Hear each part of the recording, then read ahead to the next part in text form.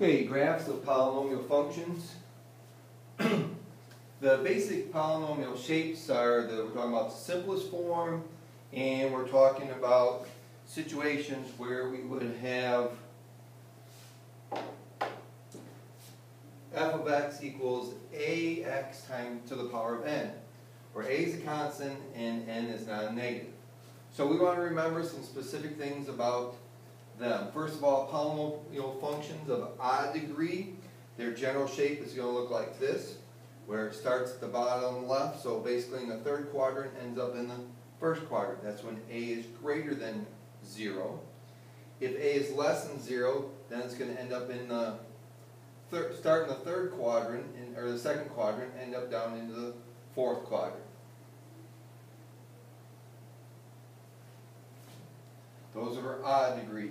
If they have even degree, then they're going to look like these. That they're going to either, graph is going to open up, so it smiles, or it opens down, so it has a frown. Okay? That's what we're talking about, just ax to a power that's even. Just talk about some general properties. Continuity, remember that all polynomial functions are continuous, which means that there's no breaks in the graph, there's no jumps, there's no gaps or holes.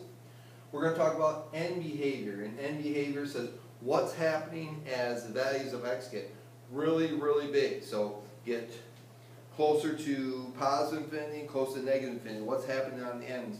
Is the graph going up or is the graph going down? And that's all going to depend on what we're talking about as far as like leading coefficients and degree. So end behavior of polynomial functions. When the absolute value of x is large, the graph of a polynomial function closely resembles the graph of its highest degree term. So if you have something with a whole bunch of terms, what happens on the end is basically determined by just the leading coefficient and the degree of that first polynomial. So here we have a little table that has some graphs in it that talks about end behavior, or talks about what's going to happen with the graphs as absolute value of x gets really large. So if we have an even degree, and this plus LC means a positive leading coefficient. Okay?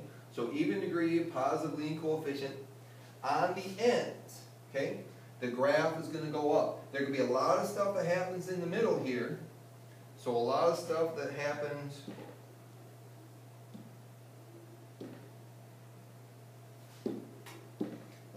that can happen in here, okay? But when we talk about the ends is going to go up on both ends. Right? So even if there's a whole bunch of stuff here, or not anything there, on the ends the graph is going to go up. Even degree, positive leading coefficient. If the degree is even, but it has a negative leading coefficient, then the graph is going to go down. So basically we're talking about a reflection over the y-axis. So if it's an even degree of negative leading coefficient, that graph is going to be a reflection compared to even degree positive leading coefficient, where even degree positive they go up, even degree negative they go down. No matter what happens in the middle, it's what happens on the ends. Okay? Over here we have odd degree positive leading coefficient. Odd degree positive leading coefficient, it's going to start down here in the third quadrant, and it's always going to end up in the first quadrant. Always. There could be a lot of stuff going on here depending on the degree. Okay? But when we talk about the ends, they're going to go to negative infinity on the left, to positive infinity on the right. As you can see that in both these graphs. And if it's an odd degree, but a negative leading coefficient, then it looks just the opposite. Starts in the second quadrant, ends in the fourth. Second, ends in the fourth. Okay? A lot of stuff going on here, but it's going to start up here in the fourth quadrant at positive infinity, come down, do a bunch of stuff, and then end up down in negative infinity. X-intercepts, the graph of a polynomial function, has one y-intercept, which is equal to the constant term, so it could be 0, and it has at most n x-intercepts. So if it's a fourth degree, it could have 4 zeros. If it's an eighth degree, it could have 8 zeros or 8 x-intercepts. All right, and a little reminder about something we talked about before was multiplicity. That multiplicity depends upon the degree of the factor of the polynomial. So for instance, in this example right here, they have x plus 3 squared, x plus 1, and x minus 1 cubed. So the degree of the factor tells me the multiplicity. So this x plus 3 squared that has a 0 at negative 3 has a multiplicity of 2 because it has raised to the second power. Negative 1, okay, x plus 1 has a 0 at negative 1. Multiplicity of 1 because it's to the first power. X minus 1 cubed has the zeros at 1, multiplicity of 3. Now when you're looking at your graph, how you can tell this is if its degree is even, right, it touches the graph, looks like a quadratic function here. If it's 1, it's going to just go right through the graph like this one does here. Just goes right through the x-axis. And if it has its odd, but greater than 1, then it's going to look like this one here, at positive 1 here, where it bends when it goes through the x-axis. So it says if k is odd, the graph crosses the x-axis at C. If it's even, the graph touches. Okay, so odd is going to go through, even is going to touch. If the odd is greater than 1, it's going to bend like this one does. All right, so I have a few questions here that I want you to answer. First of all, give your answer to that, so you're going to think about them for a minute. I'm not going to go over them. But I will talk about D for just a second. It says, which of the following functions do not have an x-intercept? And letter A, it does, because I can factor this into, I could write this as x plus 3 times x minus 3. So these has 2 x-intercepts. X squared plus 9 does not, because the graph of that looks like this.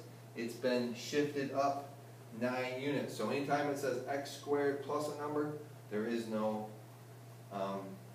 x-intercepts there. It doesn't cross the x-axis.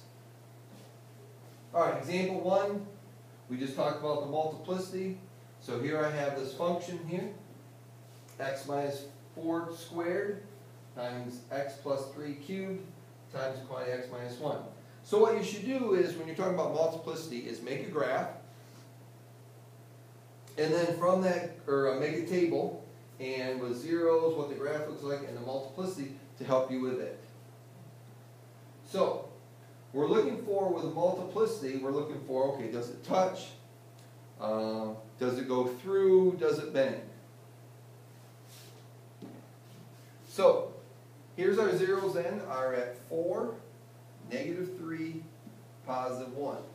Now the graph for these, if I drew a graph, I have zeros at positive 1, positive 4, and over here at negative 3. And so, first of all, we need to look at the degree. The degree of this is 2, 3, and 1 is 6. So when I'm all done, my multiplicity's got to add up to 6. Since this is a 6-degree polynomial, has a leading coefficient of 1, that means that on the ends, this graph is going to go up here and up there, because it's even degree, positive leading coefficient. So here's what this graph is going to do. At negative 3, it's cubed, so the graph is going to come down here and bend there, because this degree is odd, so it goes through. At 1, it's just going to touch, so the graph comes down, then goes through at 1, and then at negative 4, its degree is 2, so that means it's going to come down here and touch the x-axis and then go back up. So that's basically what my graph looks like without any y-intercept. So the graph at 4 touches. At negative 3, it bends. And at 1, it crosses or goes through, whichever terminology you want to use. So if it touches, that means that I'm just going to look at, for multiplicity, I can just look at the exponents now. 2, 3, and 1. And there's my degree, my multiplicity is there. Here's what happens with the graph, because sometimes it won't be so cut and dry. But the multiplicity is 2, 3, and 1 because it is the degree of the factor. Number of local extrema, in other words, max and mins. A polynomial function of degree n has at most n minus 1 local extrema. So if it's degree 3, then it could have 2 extrema. If the degree is 4, then it could have 3 extrema. Okay? In other words, 3 max and mins total. Not 3 maxes and 3 mins, but 3 of them total. Inflection points. Remember we talked about points of inflection. Well, if it has, the degree is n, then the number of inflection points would be n minus 2. And that really should make sense to you because every time we have a, so if I had this one here, okay, the highest degree, or this would have to be an even degree, the smallest it could be would be degree 4 because it has 3 extrema, which means then that there would be 2 inflection points. Okay? So degree is n, has to be greater than 2, so it has to be at least a quadratic. Right? And then it would be at least, there are at most 2 inflection points. Okay? So they want us to talk about complete graphs. So here we have this function, so we're going to graph it. And they want us to find the smallest window that the graph will fit in. So go to my y equals 3x cubed plus 21x squared minus 40x plus 10. And I'll start with my standard viewing window, zoom 6. And now, this is a cubic function. So with the cubic function, I should be able to see at most 2 extrema and 1 inflection point. And possibly 3 zeros. So let's look at this graph. Now, I can see a 0 here at about -8, a 0 around 0, and 1 at 1. So I do see the 3 zeros, but I only see 1 extrema. Okay, I only see this minimum down here between 0 and 1, around there. So I need to find the max. So I'm going to need to change my window so that my y max is larger. So let's try 50 and see what we get.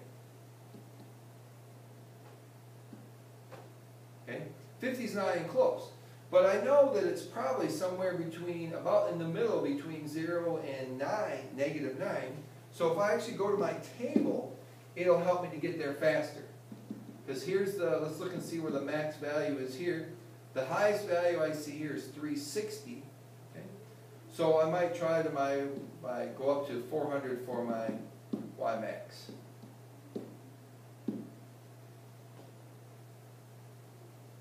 And that's not even far enough. Alright, so let's try it again here.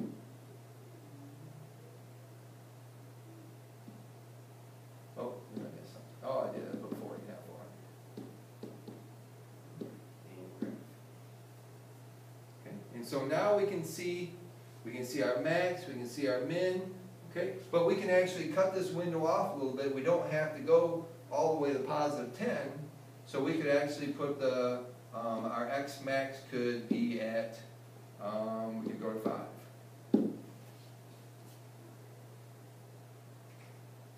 And here now I can see the whole graph. I can see that it's going down to the left.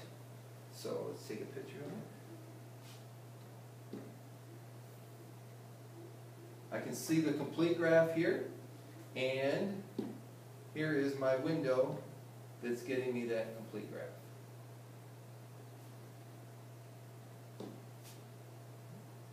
So here's the window. Oops. Here's my window that I'm going to use then.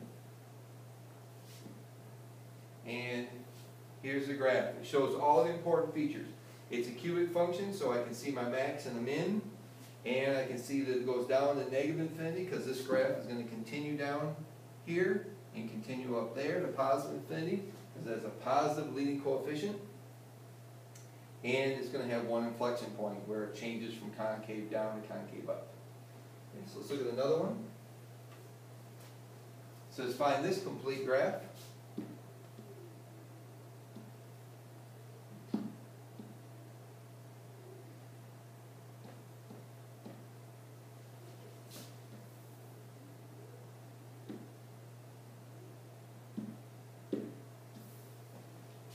Okay, now, thing is that let's talk about two things here. This is a quartic, so it's fourth degree. So that means that this graph, because it's fourth degree, it's going to, with a positive leading coefficient, it's going to look something like this. So there's going to be two max, probably two mins and a max here. And so we need to find a window that shows all of that. Why do I know that? Because it's positive leading coefficient, even degree, the end behavior is going to go to the ends. So let's graph it.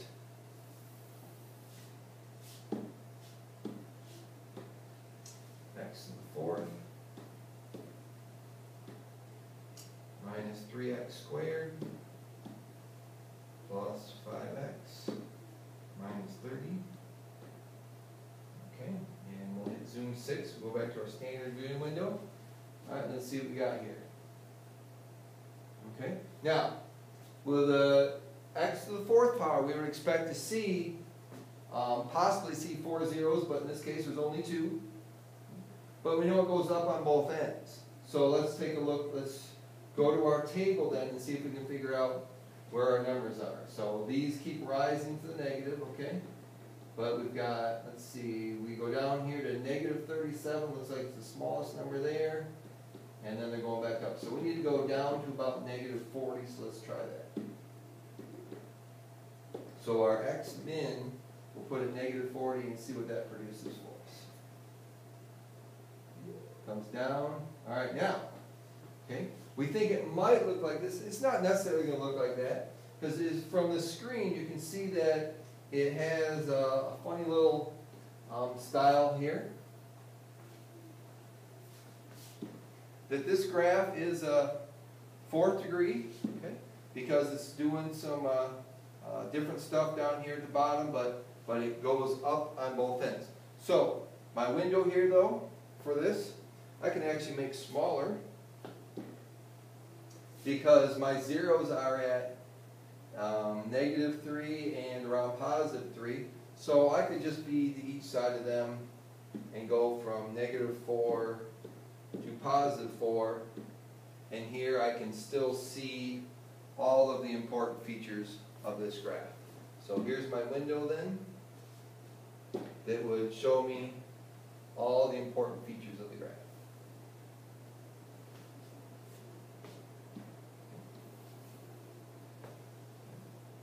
So there we go.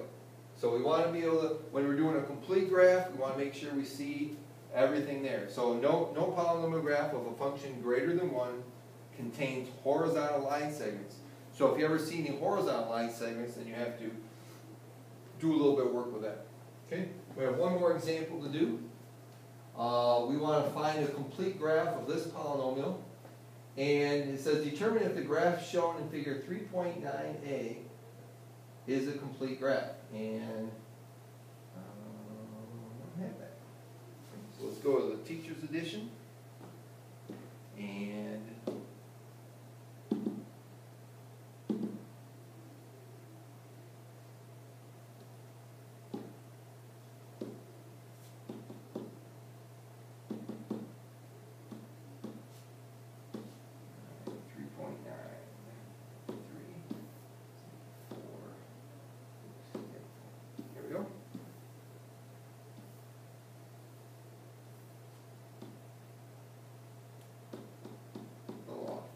alright, here we go. Sorry.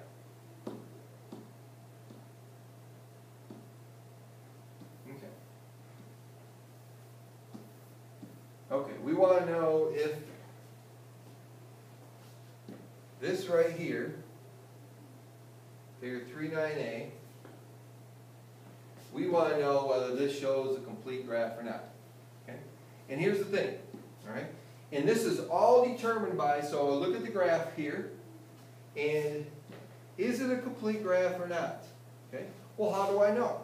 We need to check on the degree and compare the leading coefficient and the number of extrema. So we need to know those three things. All right. In this case, the degree is 5. The leading coefficient is a positive 0.01. And the number of local extrema then, it could have 4 extrema. Right? Since it's degree 5, it could have 4 extrema. Okay? Well, we see the 4 extrema. We see that there is 1, 2, 3, 4 zeros, but there could be 5 zeros.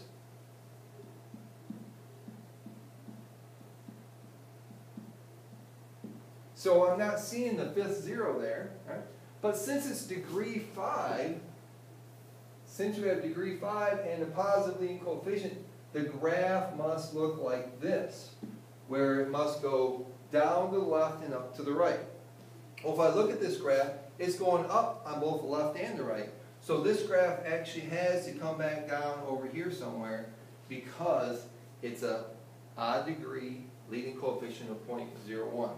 So if I put this in my calculator, I would need to look to see if there's a 5th zero down here past -10. Okay? So when you're asking whether that's a complete graph or not, you have to look at degree, leading coefficient, and the number extrema, specifically degree leading coefficient, because the degree tells you whether they're going to go opposite directions if it's odd, same direction if it's even. The leading coefficient just tells you then where it starts and where it should end then for that.